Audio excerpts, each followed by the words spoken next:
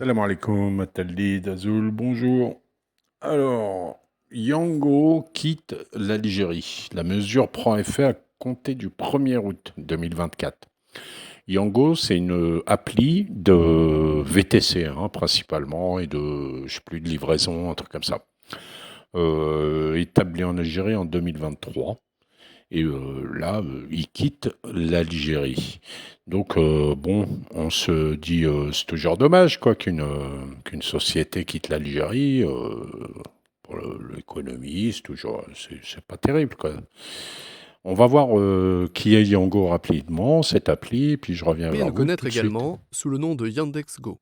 L'application utilise la géolocalisation pour connecter les passagers aux conducteurs avec notre service. L'application identifie l'emplacement actuel des passagers et envoie leurs commandes aux conducteurs les plus proches. Notre service s'appuie sur des technologies de pointe pour réduire le temps d'attente et le haut-le-pied. Il fournit une estimation de la demande et du trafic, affiche un itinéraire idéal en utilisant l'application de navigation intégrée et offre également un algorithme intelligent pour la distribution des commandes. Alors, qui est le propriétaire de Yango? C'est Arkady Voloz. Voloz. Bon, c'est apparemment une société russe. Lui, c'est à Kazakhstan. Apparemment, il avait fait un espèce de Google russe, Yandex, etc., etc. Alors, comme toutes les applis dont il faut se méfier en général, de toute façon, il n'y a rien de gratuit. Quand on dit une appli gratuite, le produit, c'est vous-même. C'est une collecte de données qui est faite, même si une appli de taxi VTC, c'est très pratique, comme Yassir, etc. C'est très pratique, mais en même temps, il y a de la collecte de données. Donc, Yango demande la permission d'accéder à certaines fonctions du téléphone afin d'adapter l'expérience de l'utilisateur, disent-ils. D'ailleurs, vous aviez en novembre 2018 le plus grand journal national finlandais Helsingin Sanomat recommande de ne pas télécharger l'application en raison des risques de sécurité liés à la collecte de données.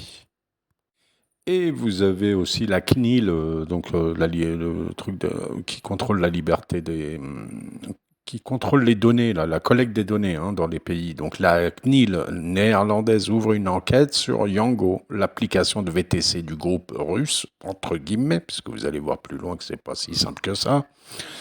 Du groupe russe, cette enquête doit déterminer si les informations personnelles des utilisateurs européens peuvent être récupérées par les services secrets russes. Et là, vous avez en dessous Yves24, que vous connaissez, de l'entité, qui viennent à son secours et qui titre Yango dément que le FSB, oui, je reprends, Yango dément que le FSB, service secret russe, aura accès aux données de ses clients. La société présente dans près de 20 pays, dont Israël, a démenti ces révélations, affirmant qu'elles étaient incorrectes.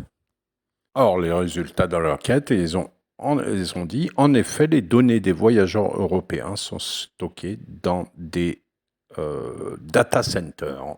Alors, en Russie, mais justement, moi, je pense qu'elles sont aussi surtout ailleurs. Quand on sait que ce genre d'application appliquée à l'Algérie, donc vous le chargez sur votre téléphone, n'importe qui le charge, on a accès à tous vos déplacements. Ça peut être des gens importants, des gens qui sensibles, on va dire, qui ont des informations sensibles, etc. Les trajets, les lieux, etc. Donc, vous imaginez.